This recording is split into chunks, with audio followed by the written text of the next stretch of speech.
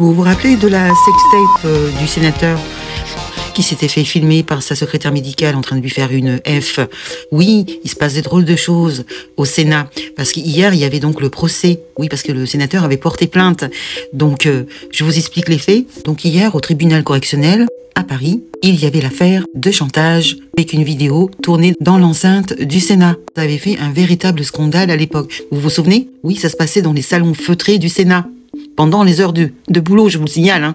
Les images sont celles d'une assistante médicale qui avait choisi de filmer la F qu'elle pratiquait au sénateur, qu'il l'avait recrutée alors qu'elle n'avait aucune qualification. Hein, je le rappelle, je vous expliquerai après. L'assistante aurait après exercé un chantage pour obtenir une confortable augmentation de plus de 45% sur son salaire. Et un jour, son supérieur, c'est le médecin du Sénat, qui était là depuis 5 ans, ça lui est venu à ses oreilles. Il s'est donc procuré les images pour les dénoncer à la direction des ressources humaines. Et au final, c'est lui qui a été licencié. C'est pas un truc de fou, mais il a entraîné dans sa chute l'assistante médicale. C'est pour ça qu'on se retrouve au tribunal correctionnel hier. Et qu'est-ce qui s'est passé? Patatras, le procès a été annulé. Pourquoi? Parce que le sénateur a retiré sa plainte. Voilà, donc on ne saura pas le fin mot de l'histoire. Mais je vais vous montrer la lettre qu'il a écrite. Ce que tout le monde a reçu, c'est à mourir de rire.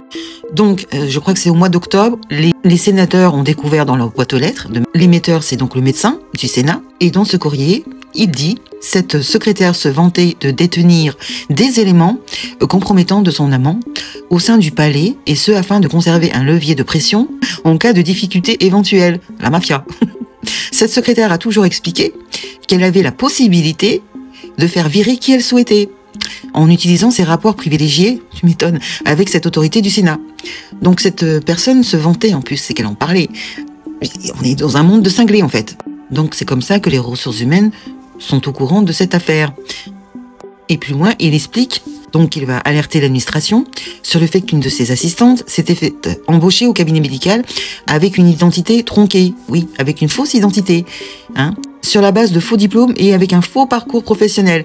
Donc déjà, première question, comment ça se fait que dans la plus haute autorité du Sénat, on arrive à rentrer et se faire embaucher avec des faux diplômes et avec un faux parcours professionnel?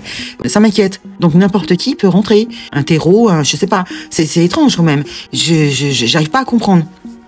Je trouve ça particulièrement effrayant, et ça c'est une faute professionnelle, et je ne sais pas si cette personne qui s'occupe des ressources humaines s'est fait virer ou pas.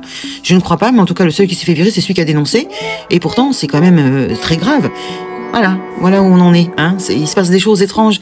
Rappelez-vous ce qui s'est passé avec un autre sénateur qui avait mis un produit illicite dans un verre pour endormir une amie à lui, une sénatrice, pour, je suppose, lui faire un massage, hein, des pieds.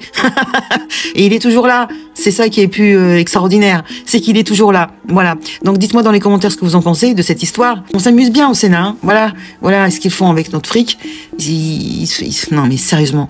Pendant les heures de boulot, le gars, il a le pantalon en bas des chevilles en train de se faire une F par une secrétaire médicale qui n'a pas les diplômes, qui n'a rien à foutre là. Et quand on veut faire un procès, eh ben, il suffit d'enlever la plainte, il n'y a pas de procès. Ah bon, d'accord, bah très bien. Hein. Regardez pourquoi ils l'ont licencié, c'est pour des faits complètement idiots. Vous avez la liste, il s'est absenté une de mes journées, sans préavis. Il aurait eu des parts dans une société immobilière familiale et qu'il aurait fait des prestations extérieures rémunérées. Bon, voilà, quand on veut licencier quelqu'un, c'est très facile, on lui trouve toujours des poux dans la tête. Voilà, je vous dis, hein, dites-moi dans les commentaires ce que vous en pensez, merci.